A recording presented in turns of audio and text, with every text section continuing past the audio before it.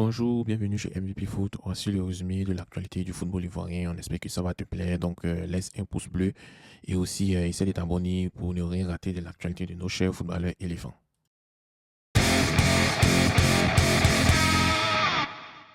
On va parler des possibles transferts de nos internationaux aujourd'hui et on commence par Lazare Amani. Voilà, Lazare Amani, c'est un milieu de terrain international ivoirien et il est sur le point de quitter l'Union Saint-Gilloise. Voilà, donc selon les dernières rumeurs, l'Eintracht Francfort serait intéressé par le joueur de 26 ans. Voilà.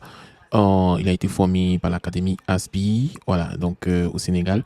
Et Lazare Amani a rejoint l'Union Saint-Gilloise en 2020. Depuis son arrivée, il s'est imposé comme un élément clé de l'équipe belge. Voilà. Donc, grâce à ses performances solides et comment on appelle, ses performances solides et régulières au milieu des terrains, aussi ses prestations ont attiré l'attention de plusieurs clubs européens. Voilà. Donc, c'est pour ça l'Eintracht Francfort semble être de plus en plus intéressé par le joueur. Voilà.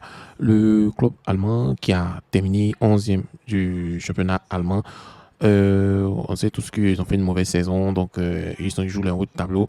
Je cherche à renforcer leur effectif pour la saison prochaine. Donc, pour Lazare Amani, c'est une nouvelle aventure qui va être une occasion de franchir un nouveau palier dans sa carrière. Voilà.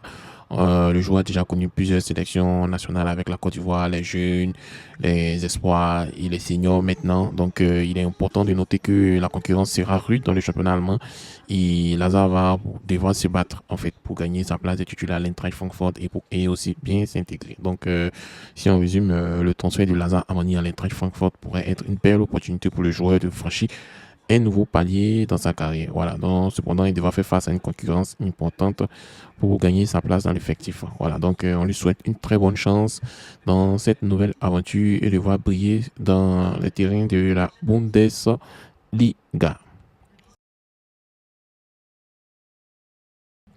Aussi, comme possible transfert, on a Jean-Philippe Croissot, l'international ivoirien qui est sur le point de s'engager avec le Paris FC. Voilà, le Paris FC, c'est pas le Paris Saint-Germain, c'est le Paris FC qui évolue en Ligue 2 française. Voilà.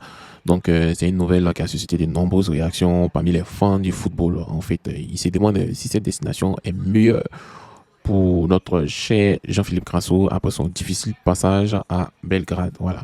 Rappelons que Jean-Philippe Crasso, surnommé Fifinho comme Philippe, voilà, donc il a rejoint l'Étoile Rouge de Belgrade en provenance de l'AS Saint-Étienne. Voilà, donc c'était en janvier 2021. Voilà, donc quand il était à Saint-Étienne, il est rentré à, comment on appelle, il est parti à Belgrade. Voilà, cependant, son passage en Serbie a été marqué par un faible temps de jeu et malgré qu'il a marqué des buts, mais bon, cela l'empêche à montrer tout son potentiel en fait. Voilà, donc c'est donc un nouveau défi pour notre nouveau joueur et qui va signer au Paris FC. Voilà, donc le club francilien a terminé 9e de la Ligue 2 la saison dernière, donc cherche à se renforcer pour acquérir un attaquant d'expérience. Voilà, on sait tous que Jean-Philippe Castro est champion d'Afrique et il a participé activement au Sacre des éléphants. Donc pour Jean-Philippe Castro, c'est une nouvelle aventure qui pourrait être une occasion de se relancer et son meilleur niveau. Voilà. Donc le joueur qui évolue déjà en Ligue 2 à l'AG Auxerre connaît bien qui a déjà joué en Ligue 2 avec l'AG Auxerre, donc connaît bien le championnat, surtout de Ligue 2. Il va s'adapter rapidement. Voilà. Donc de plus, Paris FC est un club ambitieux qui veut se faire une place dans l'élite et dans le paysage du football français. Donc en rejoignant ce club, Jean-Philippe Crasso pourrait bénéficier d'un temps de jeu considérable et se donner les moyens de briller. Pourquoi pas revenir à son meilleur niveau où il était vraiment un excellent buteur. Voilà, donc il est important de noter que la Ligue 2 est un championnat exigeant où la concurrence est rude. Voilà, donc Jean-Philippe Crasso devra se battre pour gagner sa place dans l'effectif du Paris FC d'abord et puis ensuite prouver qu'il est un des meilleurs attaquants de cette Ligue 2. Et vous, que pensez-vous? Le transfert de Jean-Philippe Crasso à Paris FC, est-ce que cela est faisable? Est-ce que cela va le permettre de revenir à son meilleur niveau? Aussi, troisième possible transfert, on a celui de Konaté Karim, la nouvelle pépite du football ivoirien qui est convoité par l'élite européenne. Voilà.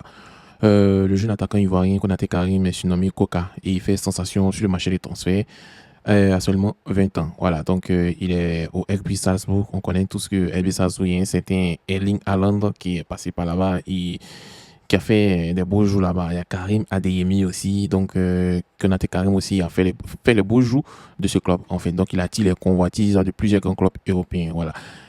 Cette saison, il a marqué plus de 15 buts, hein, voilà, en 37 matchs pour Salzbourg. Et on voit sa compte grimper en flèche, voilà. Et sa valeur marchande est désormais estimée à plus de 25 millions d'euros selon 37 Mac. Voilà, donc c'est un montant qui témoigne son potentiel exceptionnel. Voilà. Parmi les prétendants, on retrouve le RB Leipzig. Voilà. On a l'AS Monaco. Les deux clubs cités sont des clubs qui aiment dénicher les vrais talents. Voilà. On a l'RB Leipzig qui est le club partenaire de RB Salzbourg. Est-ce qu'ils ils vont pas gérer ça entre eux aussi, vu que Karim parle l'autrichien et c'est pas si difficile pour parler l'allemand? Est-ce qu'il va pas pouvoir privilégier cela? Aussi, il parle le français, qui est sa langue maternelle. Pourquoi pas venir à l'AS Monaco pour avoir plus de visibilité? Bon, on va peser le pour et le contre, en fait. Voilà. RB Leipzig, c'est un club allemand, il continue un peu comme dans le style autrichien. Est-ce qu'il va vouloir s'imposer là-bas? Bon, ça c'est bon. L'AS Monaco aussi, c'est un club français qui va lui donner beaucoup plus de visibilité. On a tous vu la cote de Wilfried Sengo exploser lorsqu'il est arrivé dans le championnat français. Quand il était en Italie, on ne parlait pas vraiment beaucoup de lui. Et lorsqu'il est arrivé en France, on parle vraiment beaucoup de lui. Donc, ce sont deux clubs habitués à dénicher des jeunes talents. Mais la concurrence va s'intensifier parce que Borussia Dortmund et l'AS Roma sont dans la course. Voilà. Donc, ces équipes vont Konaté Karim un investissement prometteur pour l'avenir. Voilà. Aussi, le RB Salzbourg est conscient qu'il tient son joyau et il est prêt à laisser partir son joyau avant le début de la saison. Cependant, il va pas le laisser partir à n'importe quel prix, hein. Voilà. Donc, ils attendent une offre à la hauteur du talent de Konaté Karim.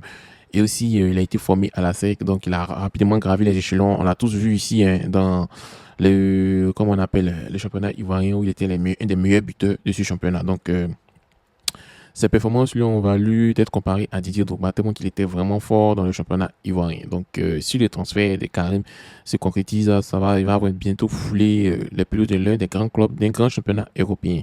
Donc, c'est une perspective très excitante pour notre jeune talent qui ne cesse d'impressionner par sa précocité et son efficacité devant les buteurs. Donc, l'avenir s'annonce radieux pour Karim, qui semble être destiné à marquer son empreinte dans le football européen. Et il reste à savoir dans quel club parviendra-t-il à s'attacher des services. Voilà, donc quatre clubs, Leipzig, AS Monaco, Dortmund, AS Roma. Voilà, donc quel club voyez-vous Konaté Karim parti? On termine avec l'éliminatoire de la Coupe d'Afrique 2025 au Maroc. Et ils ont fait le tirage au sort. Donc le groupe G, c'est la Côte d'Ivoire. Je ne sais pas si c'est le Zambie, mais la Zambie. Voilà, le Sierra Leone et le Tchad. Voilà, donc Sierra Leone, ça c'est le contentieux de Badra Ali. Mais on a avec eux, on a fait un match amical avec eux, donc on sait que c'est un petit problème en fait. Le Tchad, c'est un petit problème. Donc la Zambie, on a un contentieux de 3-0 avec eux.